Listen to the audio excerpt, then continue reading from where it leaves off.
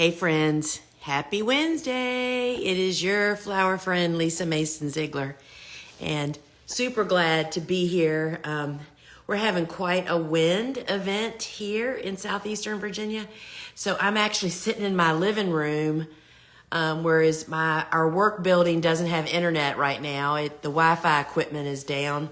Anyway, it's just been, how do those days go like that, right? I mean, I spent 3 hours this morning trying to get internet back in our building. So I'm happy to be here today. It's been a super exciting week. If you're, one of our peoples, you know that the book was delivered last week. I have signed literally thousands and thousands of books that the team has been working to get out. And we're still working our way through. So, it's pretty exciting. And I hope that you guys enjoy them when you get them. We're just getting so many sweet messages from people, and, it's really super nice. So I think my Lysianthus plugs were literally just put on my front porch as I was walking from the farm building in here to the house. And Bobo has been attempting, and we've just decided she's going to stop. She's been attempting to plant our very early spring planting of cool flowers. We're right in that optimal time for me. I mean, we plant lots of stock and straw flowers and all kinds of stuff. And we just decided she's going to not do that. She's going back to whole weeding and getting our beds ready. I hope everybody's cool flowers are starting to perk up. Ours are. They really aren't growing yet, but we're whole weeding and getting them ready. And I'm actually getting ready to start netting. My snaps are already, this tall last year. And if you've gotten your book already, the page in the book, I don't know what page number it is, but last year, my snaps got away from me. We didn't get them netted, and I'm getting ready to start my netting. So what Ask a Flower Farmer is all about, y'all, is that for the next few minutes, I will answer your questions. If you have a question, please post it down below in the bubble with the question mark in it, and y'all go ahead and post some in there, and I will answer as many of those as I can get to. So while y'all are loading that up, so remember that we have a live show on Friday at 12 noon Eastern time inside my app. If you don't have my app, it's free. You can go over to your phone's app store and download it. It just really makes for a great experience. And we have a lot of fun. That's where we kind of show what's going on the farm as far as what seeds am I starting perhaps, or I don't even know what this week's theme is for the show, but I always give something away. Sometimes it's a $25 store credit. Sometimes it's an item. So to enter and to win, you have to be a live viewer. 12 noon, just search your phone's app store for Gardener's Workshop, and you'll actually have it. So I am going to start looking at questions. And y'all, this is like the brink before the craziness starts, right? I mean, so we uncovered our beds this morning just because we've had a lot of rain and all this wind is blowing. I thought the wind will really dry stuff out, which is what we want. I'm going to start netting, and then we're off. And then we are, at it until November. So get your P's in a row. That's what Bobo and I have been doing here this morning. All right, let's see what your questions are. This is an interesting statement. I read somewhere that Lysianthus do much better with 24 hours of light before being transplanted outside. Is it harmful for the other cool flower seedlings to be under 24-hour indoor light? Julie, I can pretty much say to you, I have never, ever heard that. I don't have any reason why that would be. I mean, I don't know the science behind that, so I can't comment. But how do you look after being up for 24 hours is the way I feel about seedlings under grow lights for 24 hours, right? I mean, they need a time to rest also. So I can't comment because I have never heard that before. Do you fertilize overwintered cool flowers? What a great question. So now whenever we're preparing beds, whenever we plant, we always typically add dry organic fertilizer. It's the same that you'll find in the app and over on our store. It's chicken litter based, processed, OMRI certified fertilizer. So that's in there. As a bonus, we would always love to do a soil drench or a foliar feed. We don't often do it. And I have my soil has been, built for so many years that I don't feel quite as driven to do that. However, if you are in the process of building your soil, what I recommend is that, you definitely, when you plant your plants in the fall or very early spring, you add dry organic fertilizer. But then as an additional feeding of the soil, you can actually use like organic, like we use Neptune's Harvest seaweed fish. And when I say a soil drench, that literally just means you're pouring it on the soil. You can run it through irrigation if you have irrigation systems set up, or you can pour it on the soil, or you can spray it on the plant, which is foliar feeding. And I would do that once you see the plant starting to grow in spring. You want to wait till you see activity happening, right, on those plants before you feed them a meal. And many of them, depending on the state of your soil, really, really appreciate that.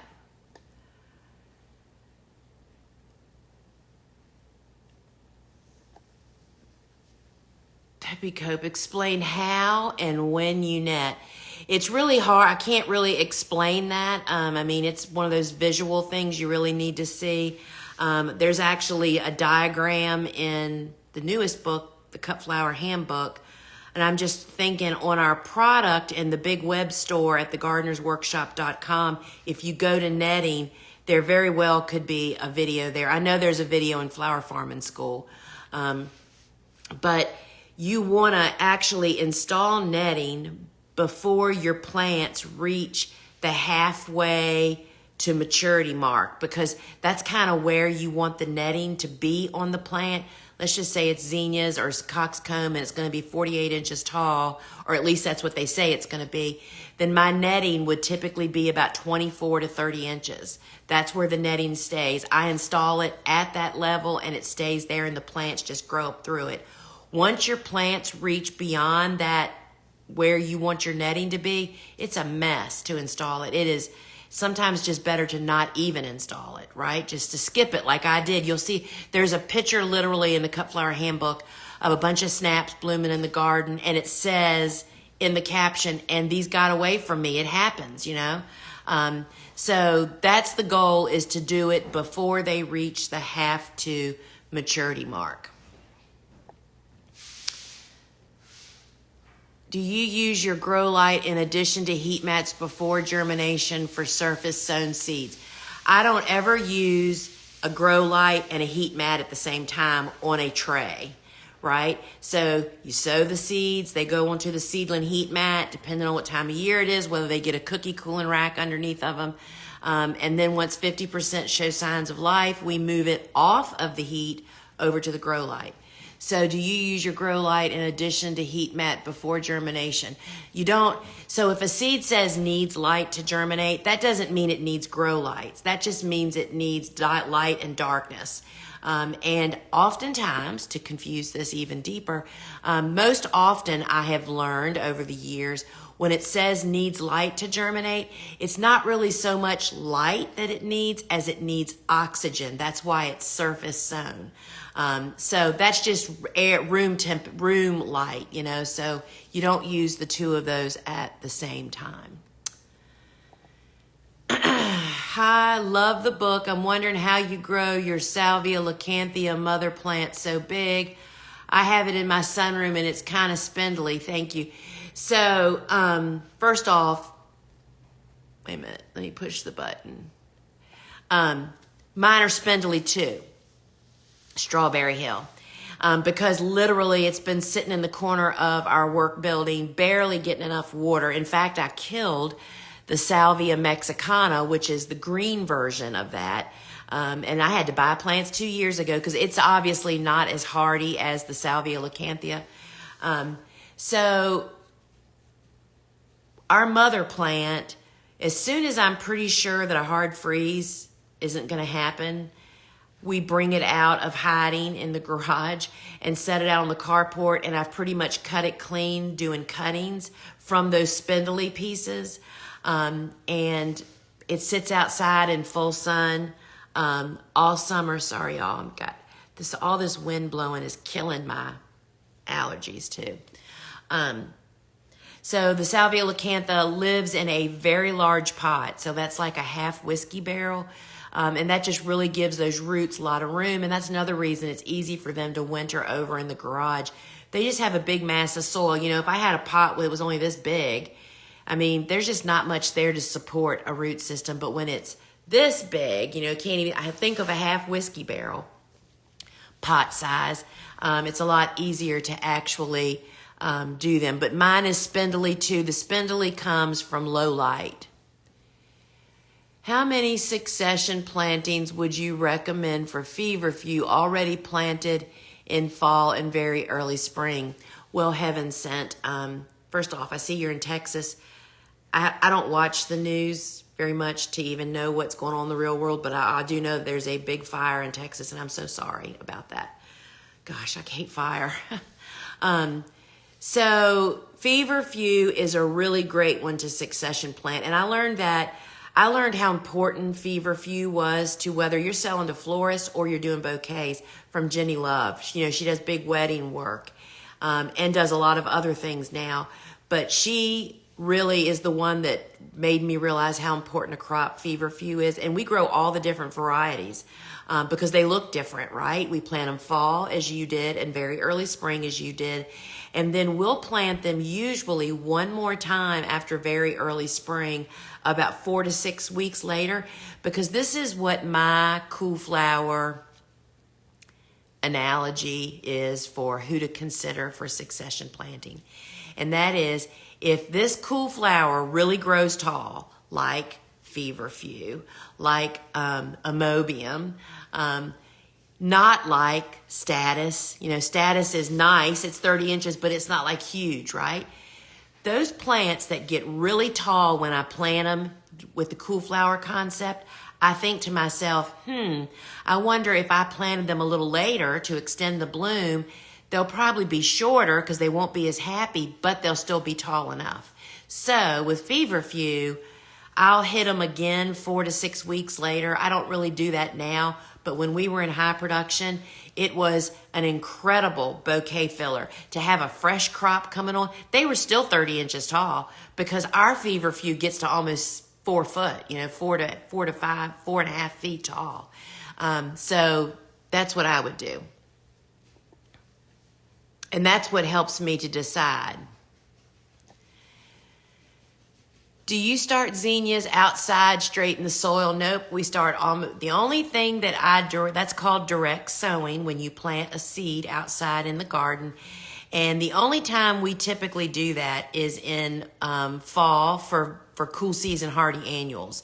That's because the conditions in fall when those particular types of seeds, not zinnias, prefer to be started, the conditions are conducive. You know, it's cooler outside. That means the soil doesn't dry out as much and it rains more often. So we don't do any warm season like zinnia direct sowing. We start everything indoors. Let's see. Just read about yarrow in your new book. I fall planted transplants here in 8A. Oh, you're in the same zone I am. I get hot and humid summers, just like me. Will yarrow continue to bloom into summer even after cool flower weather is behind me? So I can just tell you what. So for instance, we grow Colorado sunset and summer berries. Those are the two. You know, this is what the conversation that always happens. People say, well, I thought yarrow was a perennial. There are different types of yarrow. The yarrow, the varieties that we recommend growing as hardy annual cut flowers are Colorado sunset and summer berries. And yes, they can reseed, but when they reseed, you don't get the great colors that we actually grow them for. The dominant whites and pale pinks take over. So we plant them every fall. They bloom. I'm not thinking that we even make Mother's Day with yarrow typically. They start blooming a little later in May, and they'll bloom for 4 to 6 weeks maybe. But once summer sets in, that what happens is the stems start getting shorter. So you'll have to judge. It just really depends on your conditions and what's actually, it's all right, Eric. I'm working and where the workers are working here at my house. So you'll have to test that out, but don't be surprised. That's the torture part of how pushing cool flowers is. Some of those that will continue to send up new shoots, they just don't ever grow tall again because it's hot and that's not their jam, right? I mean, so that's where we really have to start drawing the line in the sand as a professional and saying, I'm a small space farmer. As soon as a crop is not productive and is causing more head scratching and wondering than it's producing, we rip it out and move on, y'all. We've always got transplants waiting to go in. So let us know how that goes. But we're the same. I'm 8A also. How many weeks before last fall transplants? How soon after plants in the ground can you expect to see blooms? I know it will vary according to different varieties. Zone 7B. I don't understand. How many weeks before last frost to transplant? So I'm not sure. I don't know if you're asking. That is 6 to 8 weeks is when we're planting transplants. And how soon after plants are in the ground can you expect to see blooms? 100% depends on the variety. Seed packets typically will tell you how many days to bloom. If you're very early spring planting, this is not true with fall planting. With very early spring planting of transplants, you're planting them and they're continuing to grow. So you can pretty much rely on what the seed says, how many days to bloom. It's give or take with your conditions. But unlike if you fall planted that same variety of plant, then you have this huge dormant time. That's what winter is. You plant in the fall, they get established, and then you hope they go dormant for the winter, and then they start back up. So obviously those days to bloom don't work. But in very early spring, that should be a fairly good sign for you. All right, people are texting me. Let's see. I feel like some of my soil blocks starting are not growing like they should. I water like you say and use the fertilizer once a week. So when you say you're watering like I say, the big question mark is most often for most people is, are your blocks actually dry the next morning when you go to water them? So in a 24-hour cycle, first thing in the morning, we water. We don't leave residual water in the tray after we water. We make sure the blocks are thoroughly moist, right? And we pour off any excess that's left after a couple, 3 minutes. And then when you go to water the next morning, those blocks should be dry. Because you water in the morning, they're wet, they're getting drier as the day goes on and getting drier and drier, and then they're dry overnight when your lights are off. Well, when they're dry is when they're really getting oxygen. The roots are really getting oxygen. But if those blocks stay moist, then they're not getting oxygen. I would be willing to say that the number one issue when people have puny, slow plants is that their blocks are staying wet all the time. And the way that you can correct that problem is upping your air temperature. So, if your room is 67 or the air temperature is 67 and your blocks are just not dry the next morning, you need to heat it up to 70. And as your plants start growing and sucking more water, their roots get more vigorous. That kind of fixes that. But that is, I will say, the number one issue with people that have puny plants is their blocks are not drying out. So give that a try. And because it's really hard. I know for me, I never realized that oxygen was as important to plant roots as watering is. But watering's really obvious, right? But if you're growing we answer this question all the day long, questions that come into the office. If you're growing algae and mold, They will not grow unless they're having constant moisture. You do not want constant moisture. You want moist, getting dry overnight and dry the next morning, ready to be watered again. That's like the perfect growing conditions. And I grow stuff too on my blocks when I overwater and don't dump the water off, or you know what I mean? And I don't really find that the algae and the mold are a problem to your seedlings, but what's causing the algae and the mold is the problem causer. It's the constant moisture. Oh, save the date. Thank you, Jessie. Jessie just reminded me to tell everybody to save the date. I'm doing an in-person workshop here on the farm in May 18th. More information will be coming out about that. We have an awesome setup at the end of my road at our church. We have the perfect building to do morning lectures with PowerPoint and all that stuff. Then we walk down about a quarter of a mile to the farm. Then we finish up at the warehouse with a big old Q&A. So mark and save the date. And if you want to learn more about it, you can search my website, thegardenersworkshop.com, search Lisa, and it will bring up, and you can get on the wait list there. And my goodness, y'all, we just can't believe how many people are on the wait list. There's only 35 seats. So you want to be on the wait list to get notified as soon as it goes on sale, right? What grow lights do you recommend for starting seeds? Crazy horse, that is a crazy question. There are so many different grow lights. So as technology is changing, so we just moved to fixtures because our T8s and T12s, which are rarely available now, and you can hardly find replacement bulbs, are the ones that we have sold for all these years. Just this year, we lost our source. So we were forced to look at new technology. And I can't tell you how pleased we are with the ones that we found. So you can check it out on our website. Not only are they about half the cost, they actually have a wider footprint. You can go over there, they're tabletop, or you can hang them, and totally love them. So they're T5 fluorescents, not LEDs, and we really, really love them. So you can check them out over there.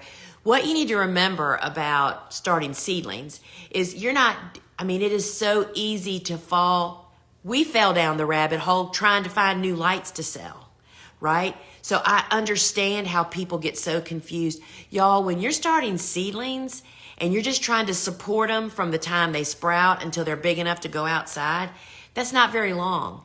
So you don't have to have some super duper fancy complicated light. You just have to provide enough intense light for 16 to 18 hours a day. And the other thing is our new grow lights have built-in timers. You do not have to buy a separate timer, which really makes it economical.